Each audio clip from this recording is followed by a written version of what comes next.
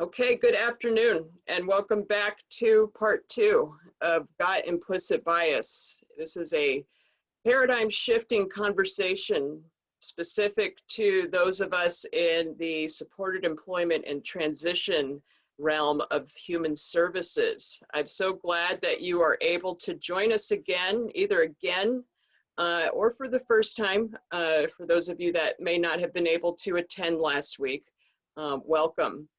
Both last week's session and this week's session are recorded and will be made available as soon as I'm able to get the recordings to our friends at the Iowa Coalition on Integration and Employment.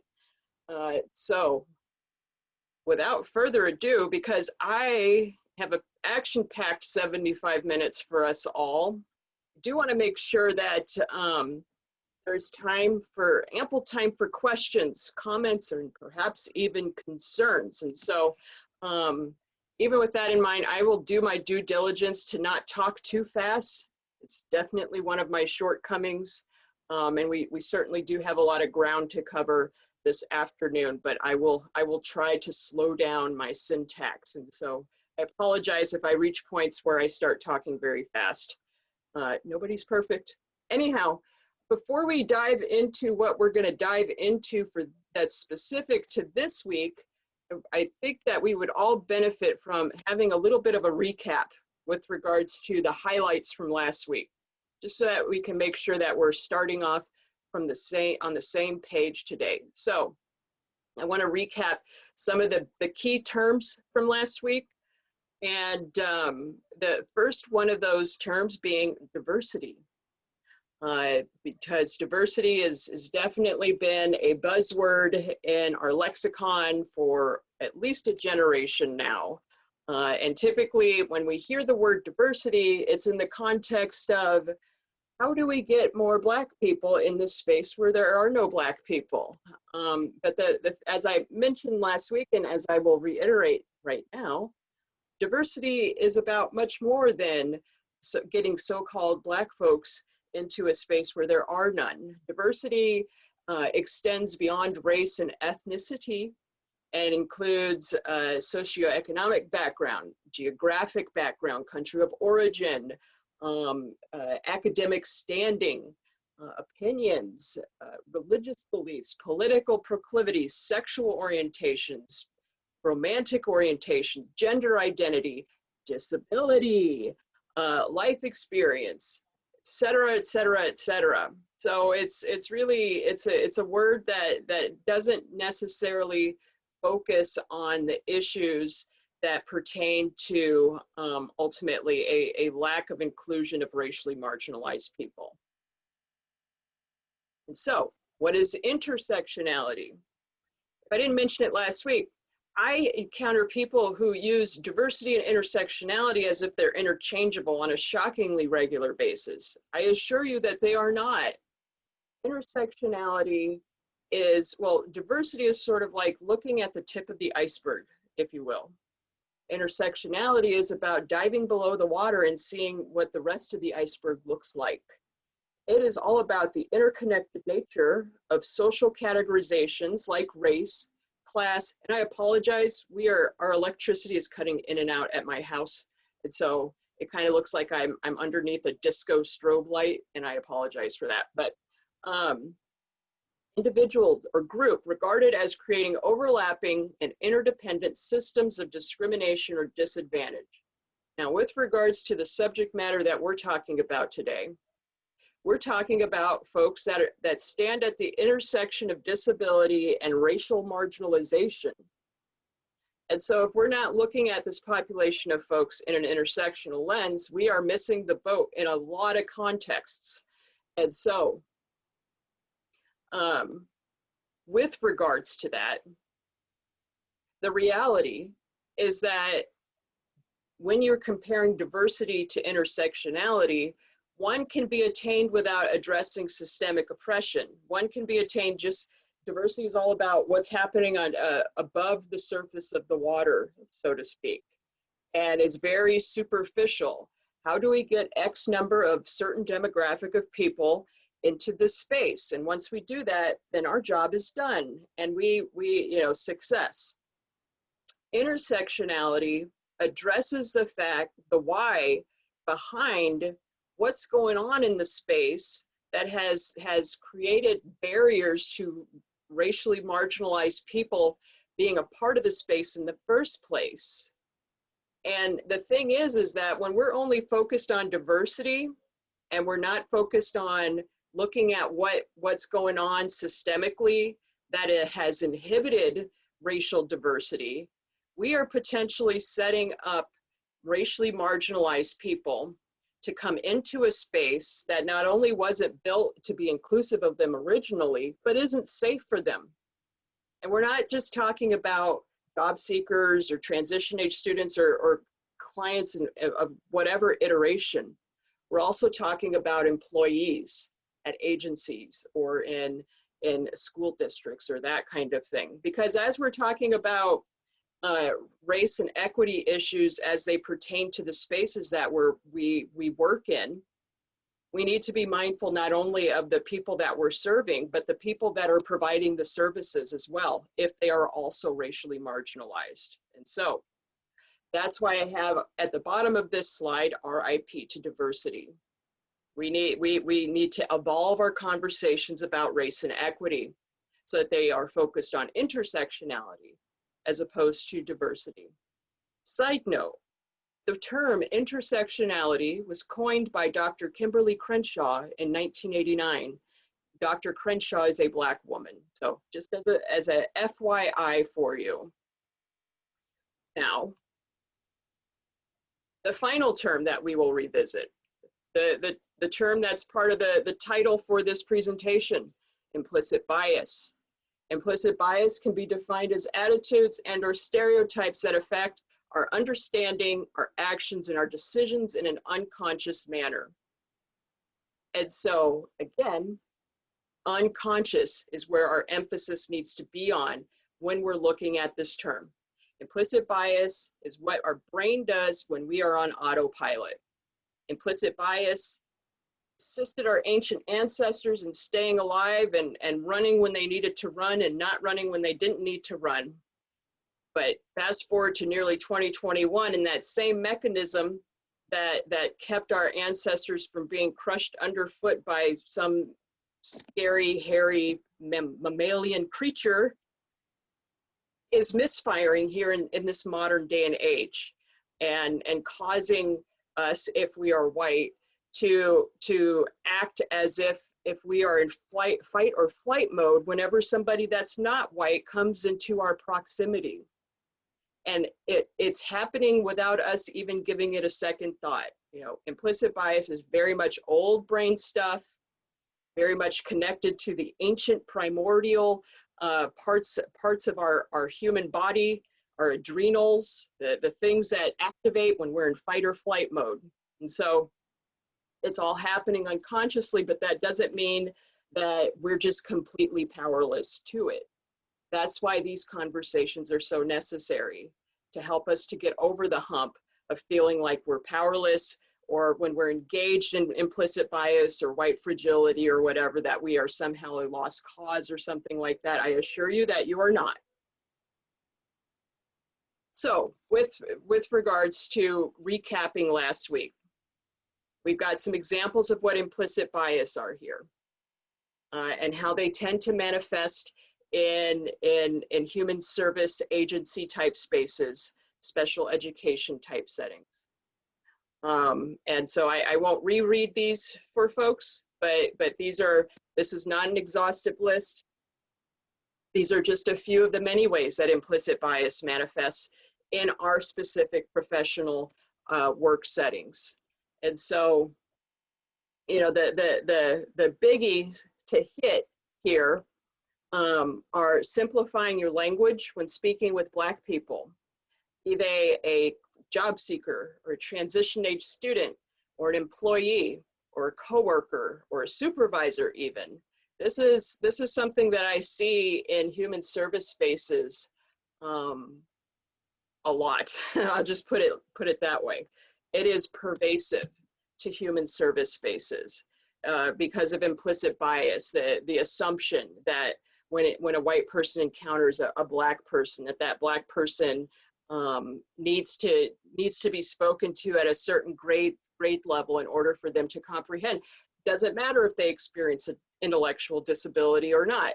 The brain is just registering, I'm speaking to a black person, I need to simplify my language. It's rooted in implicit bias, but it is definitely what I call a manifestation of covert racism. And if we remember from last week, I spoke briefly about what overt manifestations of racism are. These are acts of racism that across the board we all understand to be totally racist, like the KKK burning a cross in my front yard, for instance. That would be something that pretty much everybody in the United States would agree is an unacceptable act of racism. So we're all on the same page about the overt stuff. And then you come to the other end of the racism spectrum, and we're all over the place. There's the total lack of consensus. We need to speak more about covert manifestations, which are rooted of racism, which are rooted in implicit bias, and which systemically permeate human services spaces from sea to shining sea. And so again, these are some examples of what that looks like. And I put these up because these are very common everyday occurrences. And so for folks that really push back at the statement that there is racism in human services spaces, you know, more often than not, the pushback stems from the fact that the person is thinking in the context of, well, I don't see overt manifestations of racism at my agency, so what is Rima talking about? No, you're not going to see that stuff. One, because policies, procedures, and guidelines pretty explicitly forbid calling coworkers the N-word or that kind of thing. Department of Labor rules and regulations definitely afford protections to people who are racially marginalized as far as experiencing things like being called the N-word at a place of employment. So no, you're not going to see that stuff at work, at your agency. But Department of Labor rules and regulations and policies, procedures, and guidelines very much fall short with regards to the acts of racism that stem from implicit bias. They fall underneath the radar of Department of Labor rules and regulations. And so because of that, people who do not personally experience the ramifications of implicit bias, but actually are the instigators of implicit bias-based covert racism, don't notice what they're doing, and it doesn't register as being racist behavior because, again, there's nothing listed in the policies, procedures, or guidelines of that organization that pertain to something like having a Blue Lives Matter poster in the person's office or that kind of thing. And so that's why this conversation needs to be had, because the implicit bias-based covert stuff is at the nucleus of systemic barriers to inclusion of racially marginalized people across the board. So, thanks to implicit bias, the default settings for both the disability community, those of us who are disabled people, and service provider, those of us who provide services and supports to disabled people, are white, middle class, male, female binary, apparently disabled if you're a member of the disability community, and then not disabled at all if you're a service provider. The more removed a disabled person is from the default setting that I just articulated, the more likely they are to end up incarcerated, homeless, institutionalized, relegated to subservient employment. That's a biggie for us on the Zoom call this afternoon. Ostracized from family and community, and or otherwise occupying the fringes of mainstream society. And so if you have provided job development, job coaching, customized employment services, transition supports to racially marginalized disabled people, and you have intuited perhaps or have outright experienced that they present with challenges that white disabled consumers of service do not present with. Well, part of the reason is because since they are at that intersection of disability and racial marginalization, that it removes them from the default setting for disabled person, and renders them vulnerable to the bullet points that I have articulated here.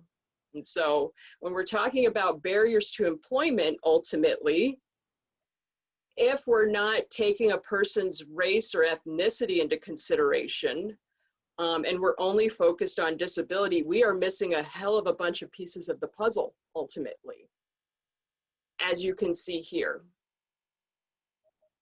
So let's further solidify this in the provision of services. So for those of you who are like, you know, Rima's talking a lot of abstract stuff, what is this actually, how does this manifest when I'm actually directly providing services and supports to folks? Let's talk about that.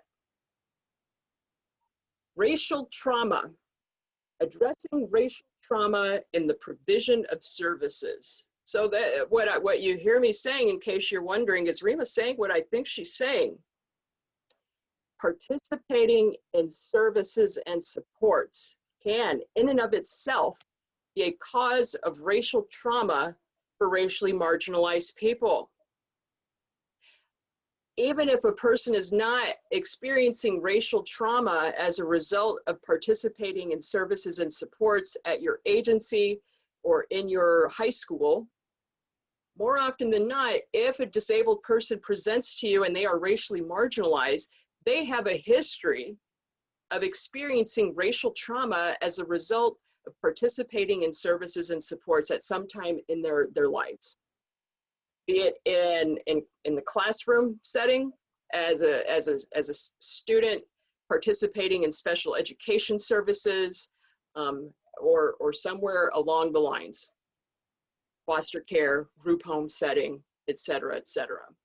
And oftentimes, and this is important because I get a lot of phone calls from fellow providers of service with regards to racially marginalized clients that are challenging, quote unquote.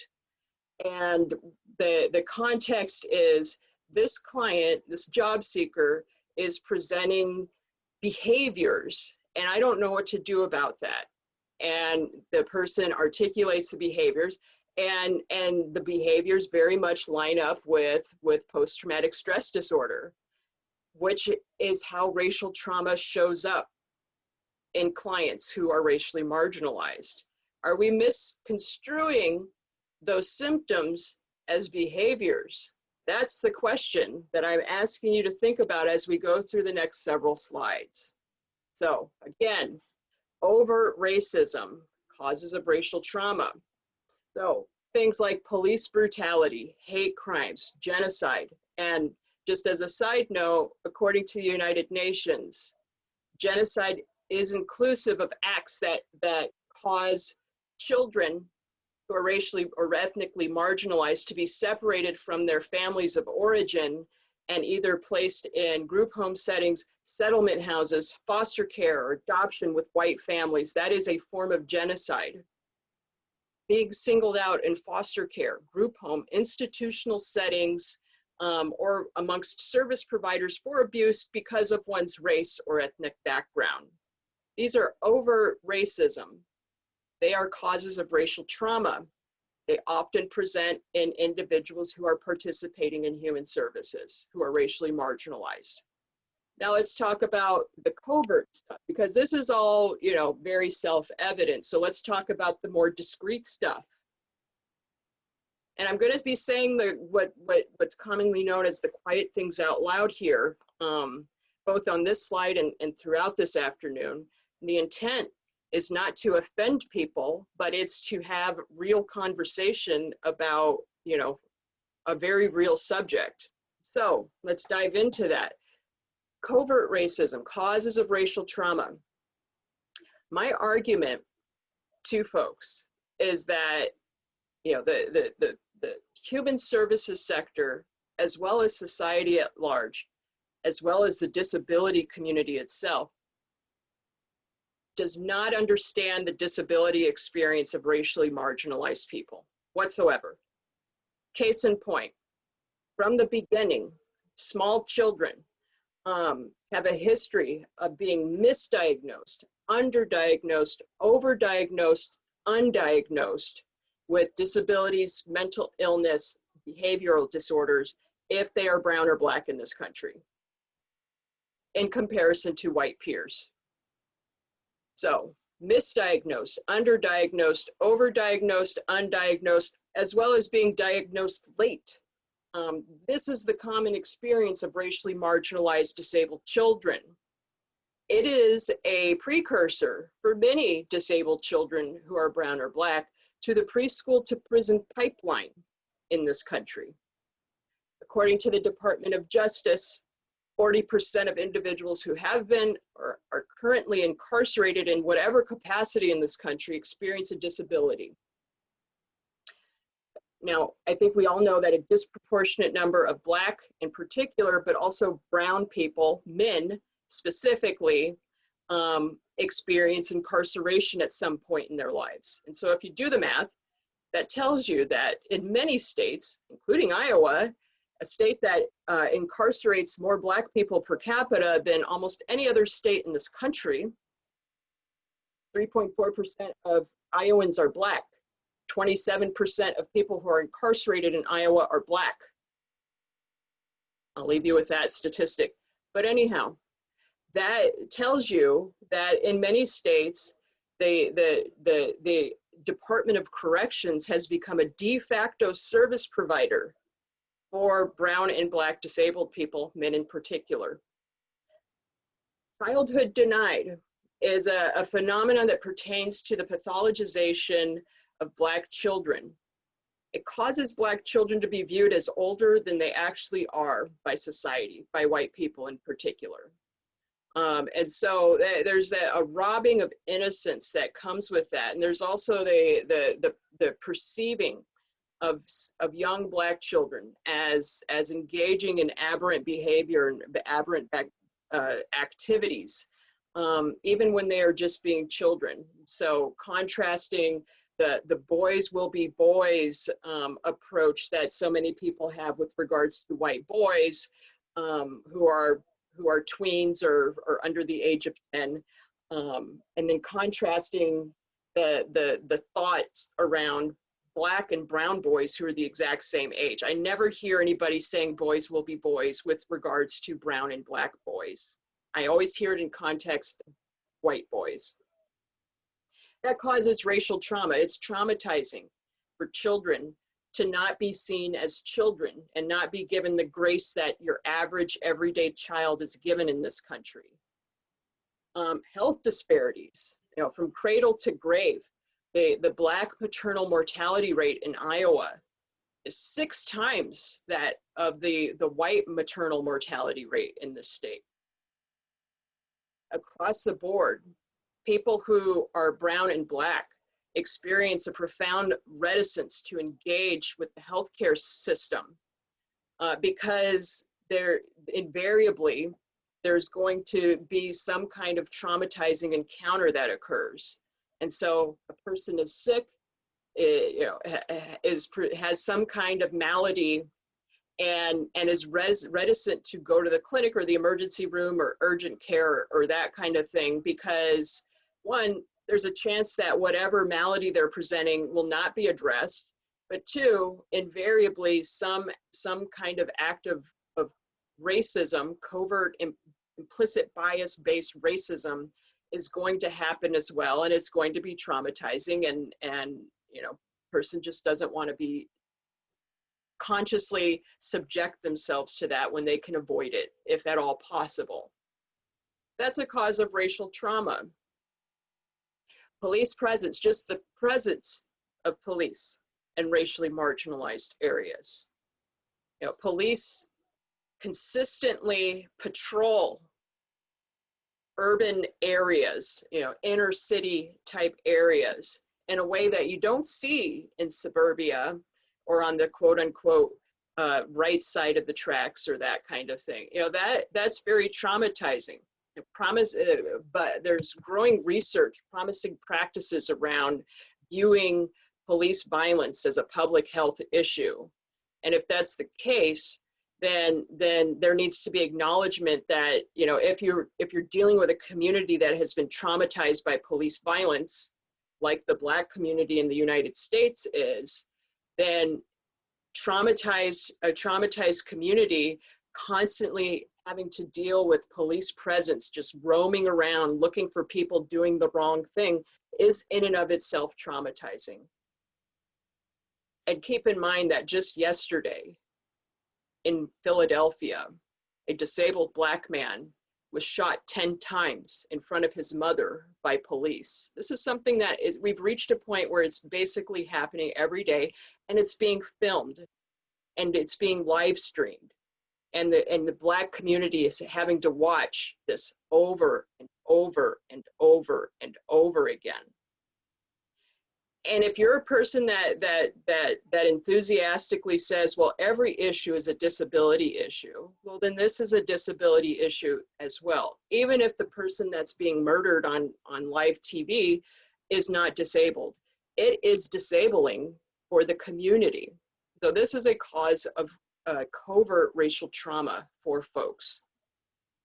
And then this is the biggie: conflict with helping authority figures, helping in quotation marks. That can include teachers, applied behavior analysts, case managers, healthcare professionals, law enforcement officers, social workers, job developers, job coaches, direct support professionals, et cetera, et cetera, et cetera.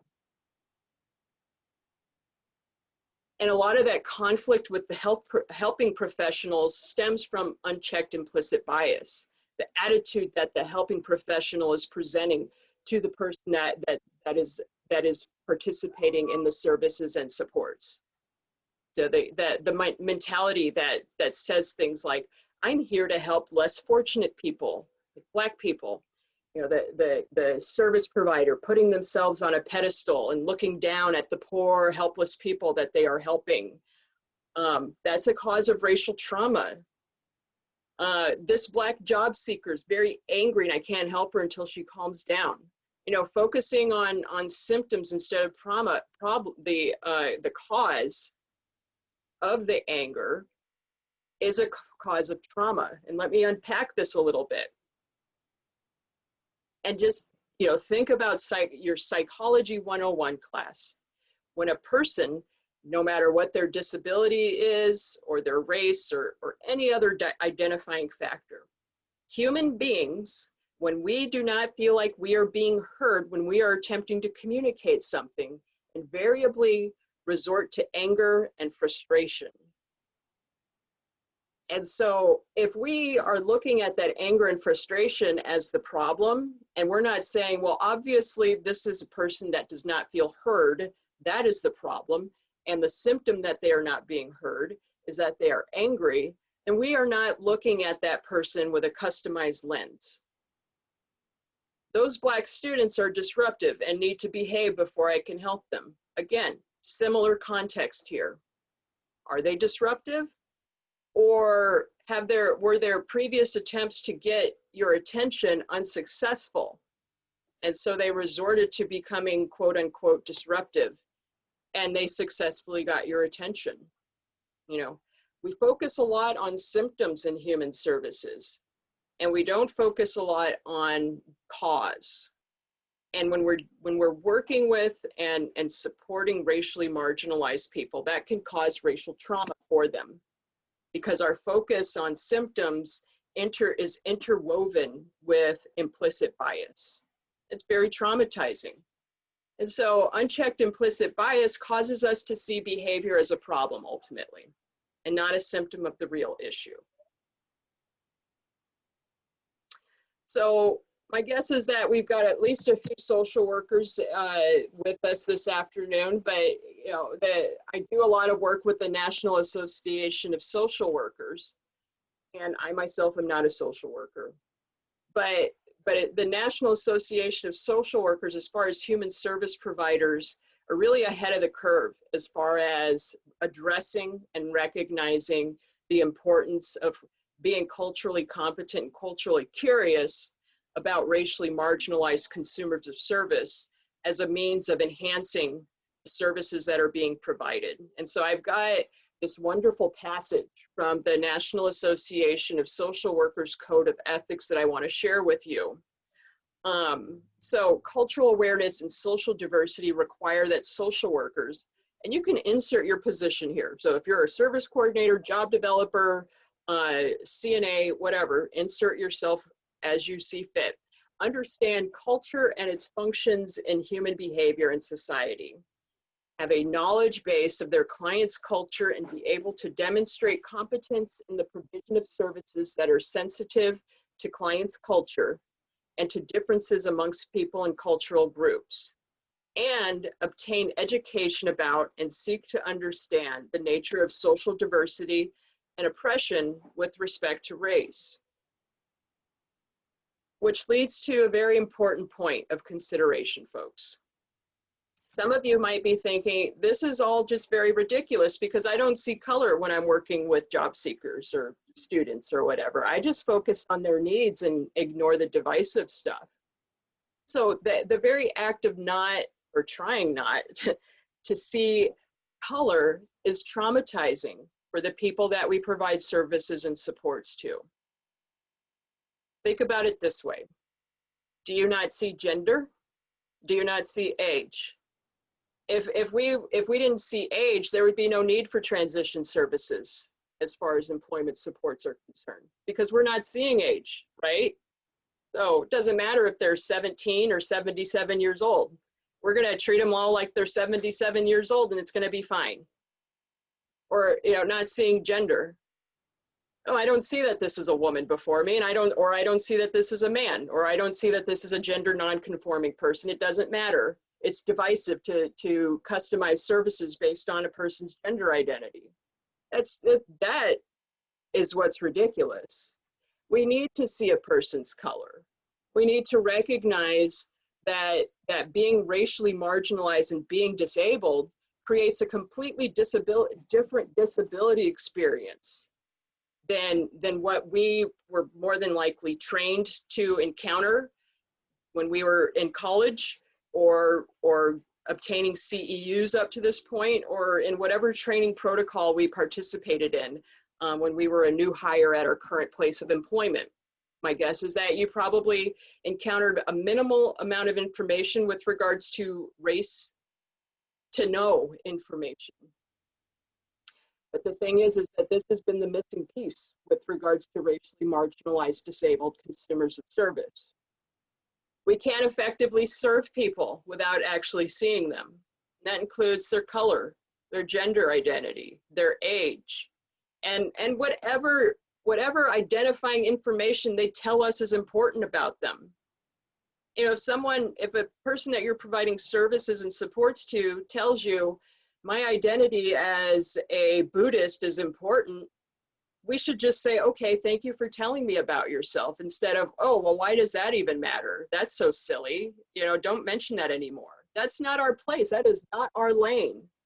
You know, when people tell us stuff about them and we are providing services and supports, then we need to thank them for telling us about themselves, as opposed to judging them or making some kind of determinations about which parts of you are acceptable as far as participating in services and supports are concerned.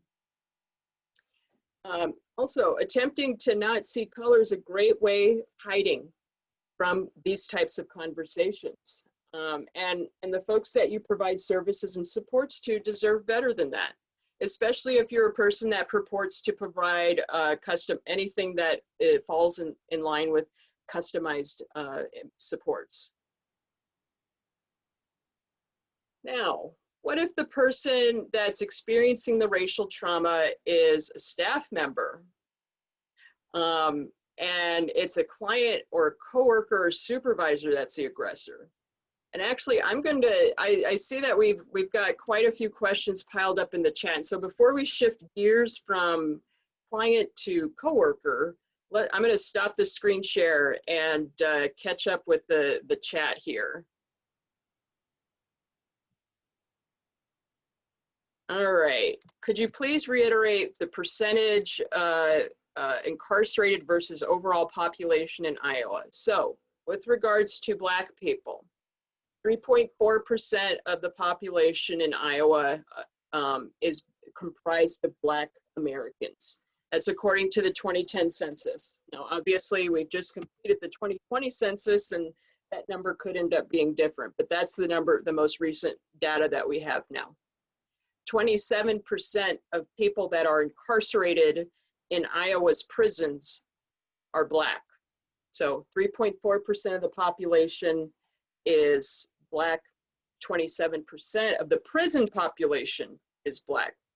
That makes Iowa one of the top 3 states in the country per capita that incarcerates Black people. And so, you know, that's probably a shocking number to some of you, but that's where we're at, unfortunately. So, all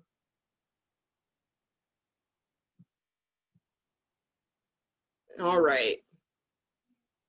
Looks like that was the only question. So I'm going to get us back, and we're going to switch gears here real quick and talk about the experience of racially marginalized coworkers in our spaces. So apologies, I seem to have lost my spot. There I am. Okay.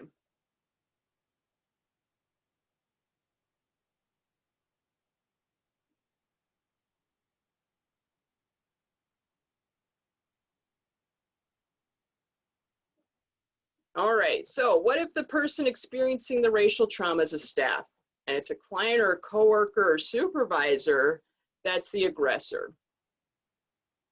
So I'm going to walk through the typical experience of racially marginalized people in like nonprofit, human service type settings here. And I've got a little graph here for everybody's benefit. So this is what I like to call the secret lives of racially marginalized people in human service type settings. So we've got here a racially marginalized person enters an organization, and they experience what's typically known as the honeymoon phase. So this could be like a few months where coworkers, supervisors are like, oh, it's so great to have you here. You know, we've been waiting for somebody like you to be here for ages now, and we're just so excited to have you. It's just so great. I apologize, the car alarm is going on outside, and so I apologize if that's distracting for you. I know it's distracting for me. So the honeymoon phase lasts for, let's say, 3 months, okay? After the honeymoon phase wears away, reality sets in. And the racially marginalized coworker might begin, because they are experiencing microaggressions, and some examples of microaggressions are asking a racially marginalized person where they're from, touching a racially marginalized person's hair without asking for permission, which is assault, by the way, according to most policies, procedures, and guidelines. You know, making comments about, oh, I have a Black friend, or asking somebody, do you know Oprah? You know, that kind of stuff. And I've experienced all of that, even the do you know Oprah? What? So those are examples of what's known as microaggressions. Please stop, sweetie. It's very distracting. Thank you. And so, you know, the racially marginalized coworker experiences these things, and they do what they learned, they were told that they should do during training. They go to human resources, they go to their direct supervisor, and they inform them, this stuff is happening to me.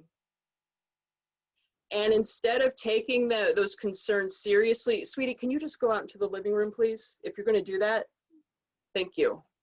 Instead of taking those concerns seriously, The supervisor, the human resources department, the organization sees the feedback as threatening, okay? And they see that racially marginalized coworkers, you know, push for accountability as dangerous even. And so there's kind of a pushback that happens as a result. And the organization just flat out denies that any of the things that the racially marginalized coworker has pointed out is happening. And to the point of even blaming the coworker, and fixating on, well, if she didn't have such a bad attitude, or if she smiled more, these kinds of things wouldn't happen to them, that kind of thing. If there are other people of color that are employed at the agency, they might even be brought in and intentionally pitted against the person of color that has stated their complaints. And then invariably just outright retaliation happens. You know, the performance review, the individual, you know, gets a barely passing on the performance review or something along those lines. Progressive disciplinary process gets introduced, and the rationale is that this person is divisive and is creating chaos in the department, and they either need to change their behavior or they need to leave the organization. And then invariably they either leave the organization, which is what I've done every single time personally when I've encountered this, and I've encountered this multiple times, or they're terminated. You know, and the rationale is that the person is not a good fit. And so what you see, on the rare occasion you encounter a racially marginalized person working in a human service agency, you know, they don't stay as long as other people do. They move on. It's like, what happened to them? Where'd they go? And this is what I've just outlined tends to be a mitigating factor in that. And then when you add into the mix, when you're talking about people that provide direct supports who are racially marginalized, they're dealing with this at the agency, and then they're going out in the community. They're trying to build relationships with prospective employers, and those prospective employers are experiencing their own implicit bias, and they're not taking this person seriously because they're racially marginalized. And then this person is also working with the individuals on their caseload, many of whom have never worked with a racially marginalized worker before. And they and their parents, guardians, advocates are reacting as well. And so, you know, the human services sector for a brown or black person, particularly in a state like Iowa, is a very stressful job, because we're dealing with microaggressions and implicit bias and all this stuff at absolutely every end, from the people that we're working with to their parents, guardians, and advocates, to the prospective employers that we're trying to build relationships with, to our coworkers, to our supervisors, to the organization itself. It's exhausting. And this is something that, you know, every single racially marginalized person that I've come across in human services in Iowa has experienced this. And so I add this to the conversation because those of you who've come to this training with the intent of enhancing your service provision to racially marginalized people, I also invite you to think about how you're showing up with regards to your racially marginalized coworkers, or if you're supervising racially marginalized people. You know, are you aware of what their typical workday looks like as far as microaggressions and implicit bias are concerned? Are you taking that into consideration, particularly when it's time to write those annual performance reviews? So I have presented, as I did last week, a whole bunch of information to folks. and you might be feeling a little bit overloaded, especially after what I've just presented now. And so you're experiencing a little bit of systems overload, perhaps. But the thing is that, you know, we are very much like computer systems. You know, we have been conditioned and programmed to operate with certain code. And a lot of what I've articulated to you in the past 2 weeks falls outside of that conditioning, and probably at several different junctures has felt like, this doesn't sound right. I don't know where IC found this woman, but she's just talking out of her ass, basically. That is what you should be doing. That is what you should be thinking right now. You know, anybody that does any computer coding or computer programming way back in the day, you know that you feed syntax into a computer, and if it doesn't line up with the code, the computer is going to malfunction. It's not going to be able to operate. And we as human beings are very much like that as well. And so the information that I have provided very much veers from the original programming that you experienced when you were getting your master's degree or whatever. You know, the fact of the matter is that speaking of school, higher education, you know, academia has a long ways to go with regards to preparing people to be human service professionals as far as this subject matter is concerned. You know, by and large, schools of social work, departments of human services, from sea to shining sea, this subject matter, you know, is a gaping hole right now. And so, you know, in order for anything to be legitimized in our spaces, you know, there has to be like a degree or a certification program in it first. And we're not there yet as far as the subject matter is concerned. We will be. And so those of you who are participating in this conversation, you know, you can consider yourselves on the cutting or perhaps even bleeding edge of conversations pertaining to the provision of services and supports. But we're not there yet. This stuff is not being discussed in academia. Not yet. It will be, though.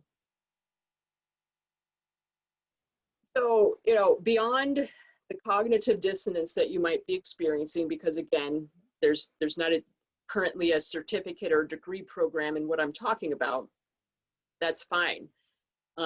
Computer programs and computers have evolved. You know, I like to point out my very outdated Android cell phone when I reach this point in conversations, because 50 years ago, the technology that's sitting in my hand right now, if you are able to see me in the screen, this would have filled up a room easily. And so thanks to the evolution of computer technology, it has shrunk from room size to Rima's hand sized. We can evolve just as easy, well, just as simply. And that's in fact what we're doing. You know, the fact that this conversation is happening is miraculous, honestly. Yeah, this conversation has been attempted to be had for decades now. I personally have been trying to have this conversation for several years. This year, for whatever reason, a portal opened, a bend in the space-time continuum was found, or something like that, and we're finally having this very necessary conversation. And so the evolution of our sector and our society as a whole is happening right as we speak. And so as it's happening, it can happen to the collective, it can happen to you as well. The fact that you're willing to participate in this conversation is a sign that perhaps you are somebody that's ready to go deep and truly provide services that are individualized to the people that you're serving, no matter what their race or ethnicity is. And in fact, it does start with you. And even if you're sitting there and you're thinking, well, I'm not an executive director, I'm not you know, the chair of the Autism Society of Iowa or whatever, I'm not a decision maker, you know, I'm I'm simply an applied behavior analyst or a high school special education teacher with no decision-making capacity whatsoever, that's irrelevant.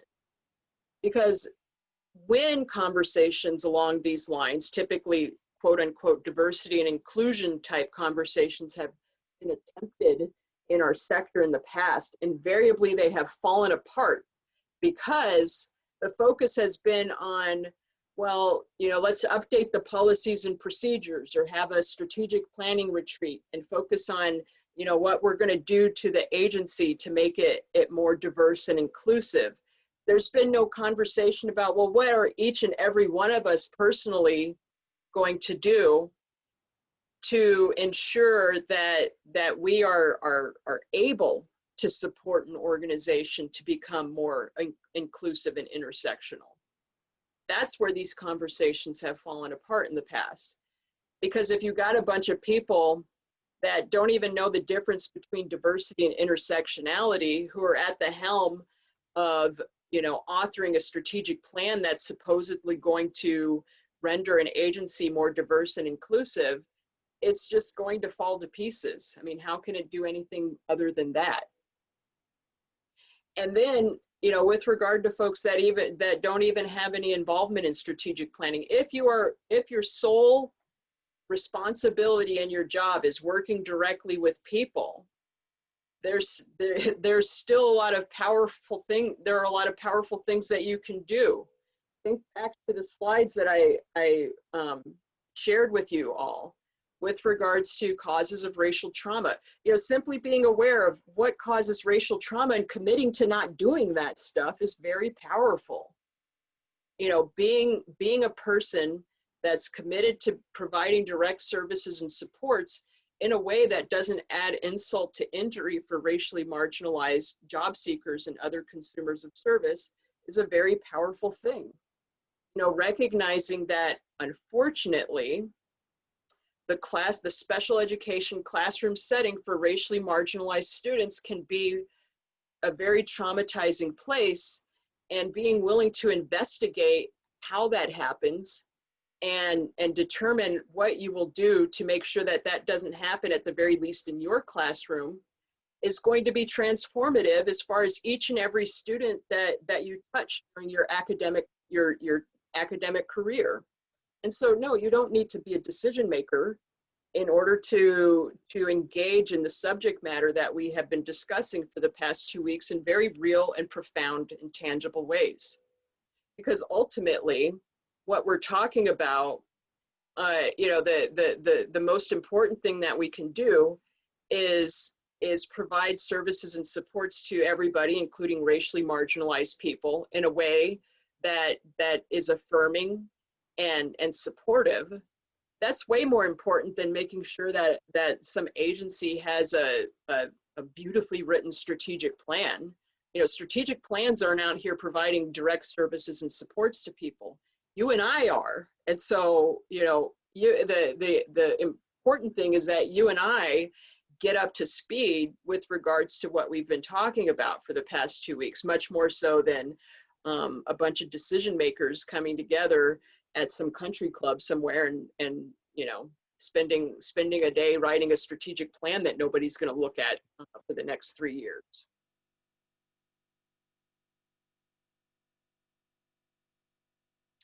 So, your mission, should you choose to accept it, ultimately, get really clear about the privileges that you benefit from and how they impact those who do not possess them. And so, to be fully transparent, fully honest, we've talked about white privilege. There's lots of different kinds of privilege. I argue that they all fall underneath the umbrella of white privilege, but there's privilege in not appearing to be disabled. There's privilege in being thin. There's privilege in being pretty, or having access to education, or being middle class. There's privilege to being in a management or leadership type role. There's lots of different manifestations of privilege. And with regards to this work, getting really clear about what privileges you have access to and how they impact the people around you, particularly the people that you serve who do not have access to them, is very important. And so I will conduct I will lay myself out as an example. I don't have white privilege. Obviously, I'm a Black woman, but I am a very light-complected Black woman. I have a white parent, and so I have proximity to white privilege. I fully acknowledge that. I have a master's degree, so I have education privilege. I present as a woman. I have cisgender privilege, and I present as a woman. I have thin privilege. I'm a size 00. There's a whole bunch of privilege attached to being thin in our society. And so I fully acknowledge that. And so on and so forth. So we gotta get comfortable talking about the privileges that we have. We have to get really cognizant of how the privileges that benefit us oppress other people. I have thin privilege, and how that benefits me causes oppression for people that are size diverse. In contrast, I fully acknowledge that, and I use my privilege to confront the system that benefits me and oppresses people who are not thin. So being able to speak about privilege like that. So if you're white, doing the exact same thing. I'm not white, but just for the sake of conversation, I have white privilege. I acknowledge that privilege benefits me at the cost of people that are not white. And so just being able to comfortably articulate those things can be helpful, because it helps to understand how you show up in spaces and how your presence impacts other people, especially if you are a person that has access to a bunch of privilege and you are providing services and supports to people who have very limited, if any, access to privilege. You have to understand what dynamics are at play with regards to the transactions that you would have with that population of people. So critically assess how the systems that you work with and live in were designed to benefit some at the expense of others. A lot of people present in job development because the barriers to employment that they experience do not just pertain to their disability. They also pertain to the fact that they are racially marginalized. And so understanding the systemic stuff that creates barriers to your job seekers or your transition age students who are also racially marginalized is absolutely essential to providing coherent, cohesive services to those populations of people.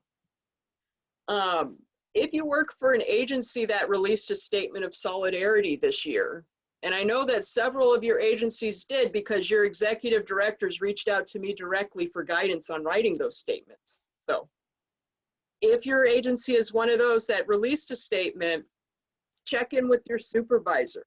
Ask what you can do to support your agency in following through with its statement of solidarity so that it doesn't just join the strategic plan in the file cabinet gathering dust.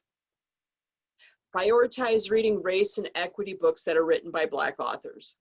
My guess is that at least a few of you have read the book White Fragility by Robin DiAngelo, and that's wonderful. That book is written by a white woman, and there's nothing wrong with that. But the thing is that the subject matter of that book has been written about in dozens of books prior to that book. And those books didn't see the light of day because they were written by Black people. And so a white woman basically wrote a book that has been written dozens of times already, and it is now the best-selling book on racism in the history of the world. And so that in and of itself, that little factoid, is an example of how implicit bias is at play in our society. Follow disabled, racially marginalized people on social media.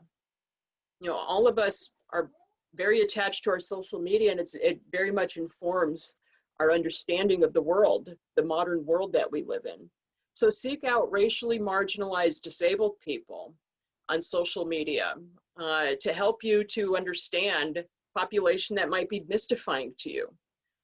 Because even if you're not currently working with racially marginalized disabled people, as the state of Iowa becomes more racially and ethnically diverse, you will, and it would behoove you and the person that you are going to be working with for you to have some semblance, some grounding, some understanding with regards to the experience of being racially marginalized and disabled. Almost every racially marginalized disabled person that I know of that has an active social media presence speaks at length about employment, about the struggles to find employment, to maintain employment as a disabled, racially marginalized person. And so following us on social media can offer you a purview that you're not going to find at a conference or in a textbook or anything like that. So in case you're wondering, well, who should I follow on social media? I have several folks here. And I'm arrogant enough that I've included myself in the mix. But yeah, these are just a few web pages or social media accounts for racially marginalized disabled people. And all of these are fantastic resources as far as lived experience as it pertains to the struggles to become employed, to build a career, to maintain employment, all that stuff as a disabled, racially marginalized person. I personally speak at length and am very open about the fact that I've had about 105 jobs in my 40 years of life on this planet. 105 jobs. And so and everybody that I have listed here, or every organization that I have listed here, is also very candid about that experience. And so that is that's my guidance to you all with regards to becoming more culturally competent, actually seeking out guidance and wisdom from people who are living the disabled, racially marginalized life. So I promised that I would leave time for questions, and so that is what I am doing. It's 4:03 right now. I'm just going to go back up to where I left off. All right, will you tell us more about microaggressions and the importance of impact over intent? Yes. So with regards to impact and intent, everybody knows the saying that the road to hell is paved with good intentions, right? And that's true. And a lot of times, you know, with regards to working with racially marginalized consumers of service or coworkers or that kind of thing, white people intend to do one thing, and as a result of whatever it is that they've attempted, the impact is very different from what they've intended. And so I'll go back to the hair thing, because it's just pervasive everywhere I go. Wherever I've worked, whenever I go to a conference or whatever, it happens. Somebody will come up to me and out goes the hand and it heads to my head. I'm a 40-year-old woman. I'm not a puppy. and so, you know, and so I stop people. I say, please don't touch me. Don't touch my hair. Please don't do that. And invariably, the person that is trying to touch me gets very offended and might even cry. Well, it just looks so pretty. You know, I wasn't trying to offend you. I didn't intend to offend you. The impact is, hey, you know, bodily autonomy. Have you ever heard of that? You can't just go around touching people because they're fascinating to you. It's deeply offensive. And so that's an example of a microaggression. And so macroaggression would be like, I'm walking down the street and somebody in their pickup truck throws a can of soda at my face and calls me the N-word. That's very aggressive, right?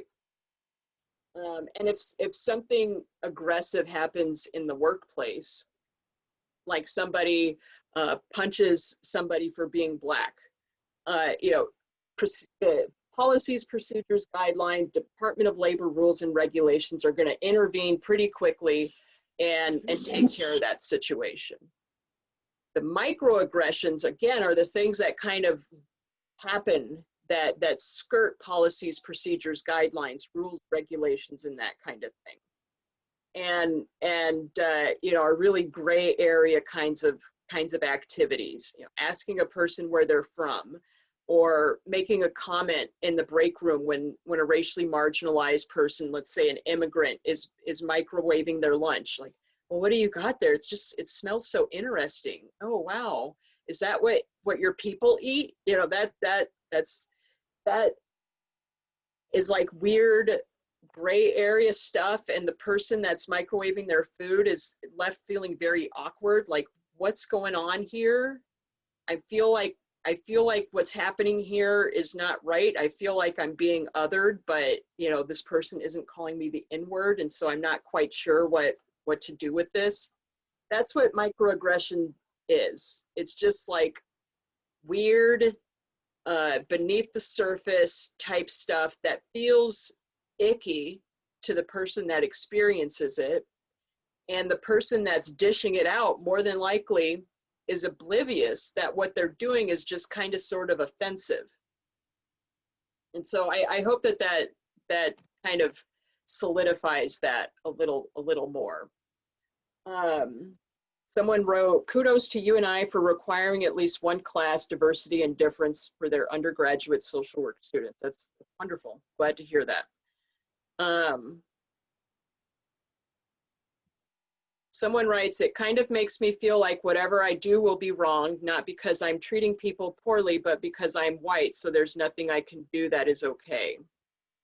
You know, I think that's that kind of thought is what a lot of white people think, because what we're talking about is very overwhelming. And it's something that really until last year, nobody was really talking about. And so when someone articulates something like this, what I hear is, I'm very overwhelmed. And so my feedback is just, you know, sit with that, but don't push it away. And when you feel like you're ready to return to the subject matter, then return to it. But it's perfectly normal and okay to feel overwhelmed. And I think that's what's being felt more so than nothing I can do is right.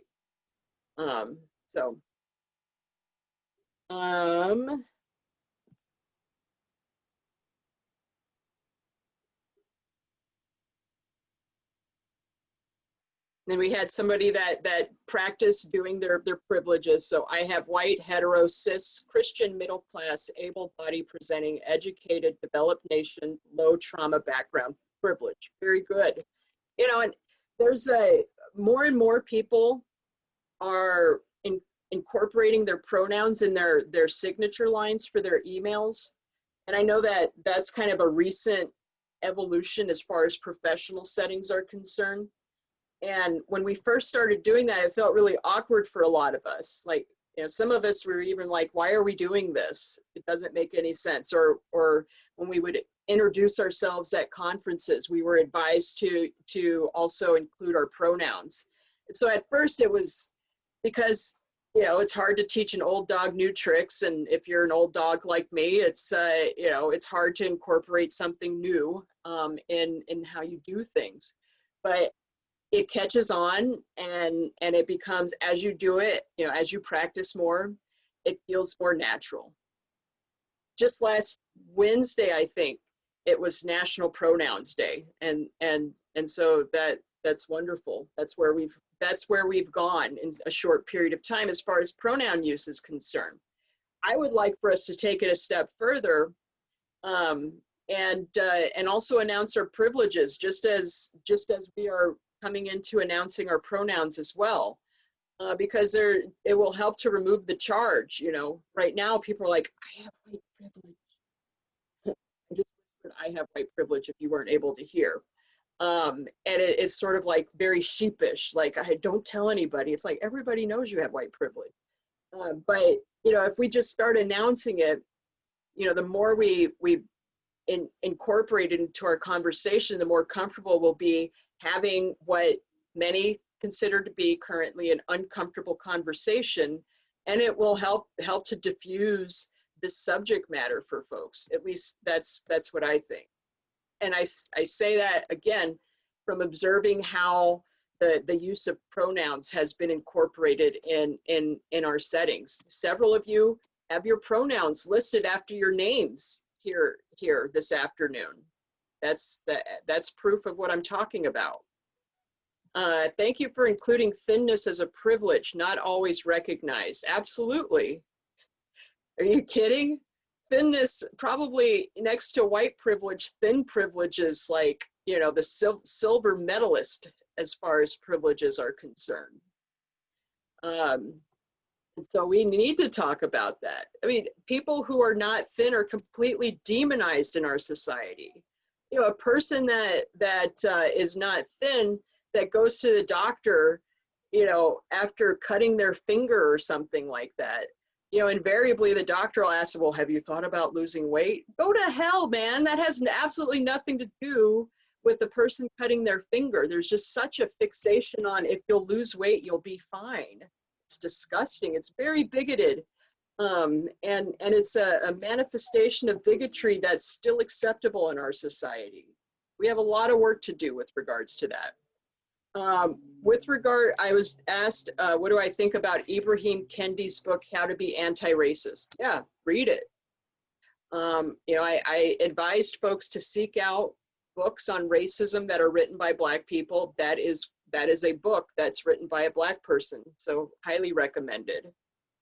What books on this subject matter would you recommend from Black authors? So How to Be an Anti-Racist, that's one. But more important than books, because I think sometimes we tend to hide and we think, well, as long as I'm reading this, I don't have to actually do the work. So again, and I will send out the PowerPoint to Amy with IC, and she can send it out to everybody. And so you'll have all the links that I have in the PowerPoint. You'll have access to those.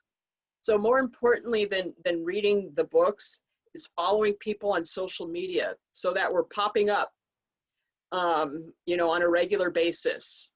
And, the people that write the books, there's a privilege in having that station of life.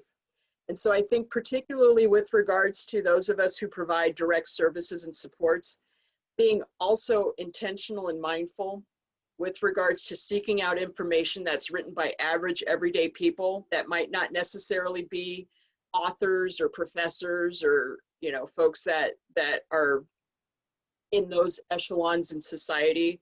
Every link that I listed at the end of the PowerPoint is from somebody that's either broke or working class or just average everyday folks. And so getting this information in the kind of non-academic context from average everyday people, I think is very important. We've got 1 minute left. So Derek Willis asks, what recommendations do you have for individuals wanting to change their organizational culture, particularly those in leadership? So again, focusing on what you can do, as far as your own individual strategic planning or that kind of thing is concerned. Focusing on being an anti-racist person yourself, no matter what your organization is doing, is absolutely essential. Again, the organizational reforms historically have fallen apart because the individuals who have attempted to support organizations to reform haven't been doing the work themselves with regards to their own lives. And so ultimately, what we do as individuals will positively impact our organizations ultimately. And so committing to doing that is very important. And it's 4:15, so this is where I will leave you all. I thank you for your time. And I think the Iowa Coalition for Integration and Employment for coordinating this opportunity for this conversation to happen. And I'm going to hand it back to Amy, just in case Amy has any final follow-up for us before we go our separate ways this afternoon. So, Amy. Rayma, I just want to tell you thank you so much. I feel a little bit, I feel excited, I feel overwhelmed, I feel thankful. So I want to thank you so much. I'm hopeful we can really continue to support ongoing conversations and work and bring experts like yourself in front of people, so those of us who are interested in wanting to continue to evolve and develop have some good ideas and some good direction on how to do that. So thank you so much. We will share everything with everyone, and hopefully we will see and hear more of Rayma because this didn't feel like nearly enough. Jess, anything you want to add? I don't. Thanks again, Rayma. And thank you everybody for coming. Yeah. Thank you.